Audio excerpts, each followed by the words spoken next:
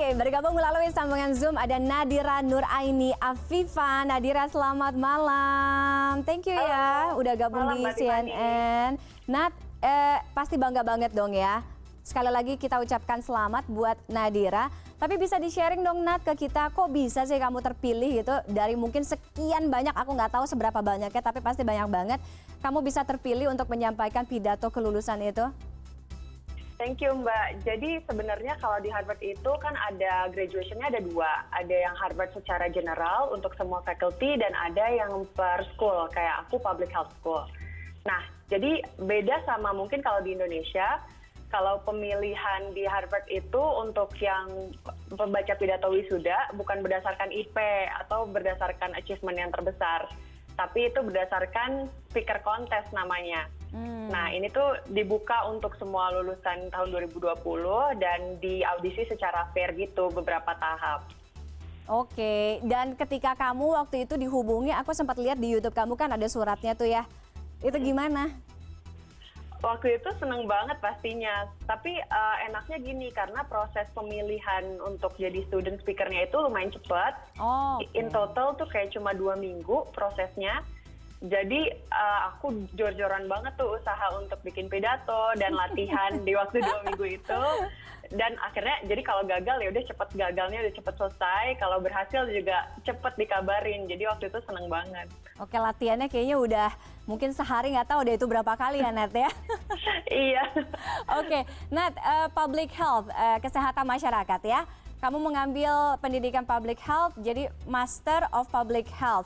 Aku lihat di akun YouTube kamu juga sempat tampil dengan salah satu profesor Harvard waktu itu, kayaknya mungkin sekitar 3 atau 4 bulan yang lalu kamu ngomongin soal pandemik dengan beliau. Gimana sih menurut kamu sebagai Master of Public Health gitu soal manajemen penanganan public health gitu, kesehatan masyarakat khususnya Indonesia mungkin di tengah pandemi, apalagi ke beberapa artikel tuh peneliti Harvard dari jauh-jauh hari juga sudah memprediksi waktu itu COVID ini akan masuk ke Indonesia kan sebelum yang masuk ke tahap atau di masa pandemi ini. Tapi waktu itu mungkin pemerintah Indonesia belum terlalu menanggapi. Sebenarnya kalau menurut aku pastinya penanganan dari segi testing dan treatment di Indonesia nggak bisa apple to apple dibandingin sama negara maju. Misalnya kayak Amerika atau negara-negara di Europe. Karena kan kita negara berkembang, resource-nya pasti terbatas, baik secara financial dan juga dari human resource-nya juga.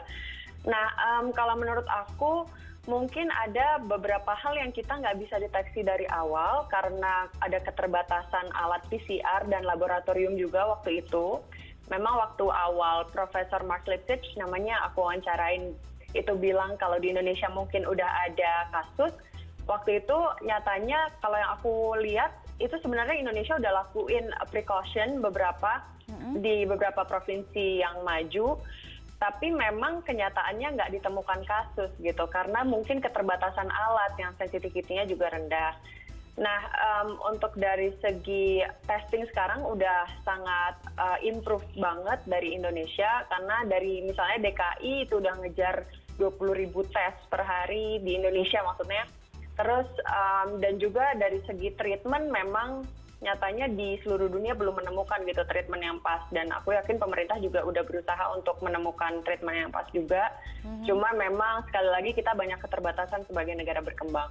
Oke, aku juga sempat baca nih Nat di salah satu artikel tadi Nadira juga sempat sebutkan profesor epidemiologi di Harvard tadi namanya Mark Lipsitch ya. Bagaimana kemudian musim panas itu bisa menjadi waktu atau masa di mana penyebaran COVID ini mungkin bisa lebih melambat gitu. Kemudian bagaimana penggunaan masker, physical distancing. Apa nih Nat yang bisa kamu share? Oke, jadi kalau dari segi weather atau musim sebenarnya udah banyak waktu itu ada sedikit spekulasi kalau mungkin di musim dingin ini akan jadi lebih parah flu-nya. Tapi memang sekali lagi kalau dari segi public health kita harus lihat dari evidence based medicine, dan nyatanya memang belum ada yang benar-benar bisa membuktikan kalau musim itu berpengaruh yang signifikan. Tapi untuk pengaruh-pengaruh yang kecil mungkin ada.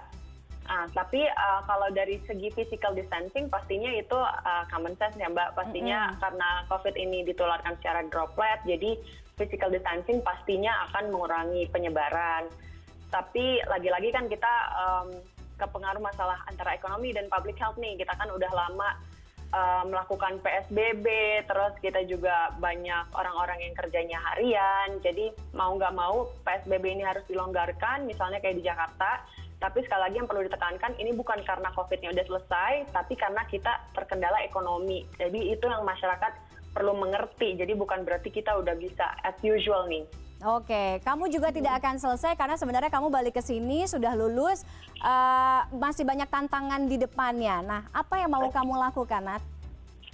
Kalau aku sebenarnya basicnya sebagai dokter umum dan jadinya sekarang dapat degree public health juga kan Mbak Tiffany. Jadi aku sekarang komitnya untuk tetap mau ketemu pasien juga. Jadi aku memang part time di rumah sakit. Okay. Nah yang part time-nya lagi aku sekarang bantu-bantu di pemerintah. Untuk sekarang memang lagi bantu salah satu pemerintah provinsi. Tapi untuk kedepannya aku lagi mencari kesempatan juga untuk yang ke lingkup lebih ke nasional. Oke, kita akan lihat ya. Thank you for sharing sekali lagi Nadira. Mudah-mudahan kita bisa ngobrol lebih banyak lagi yang ngomongin soal Kesmas, public health, pandemi ke depannya ya. Thank you sekali lagi Nadira Nuraini Afifah sudah bergabung dengan CNN Connected malam hari ini. Thank you Mbak.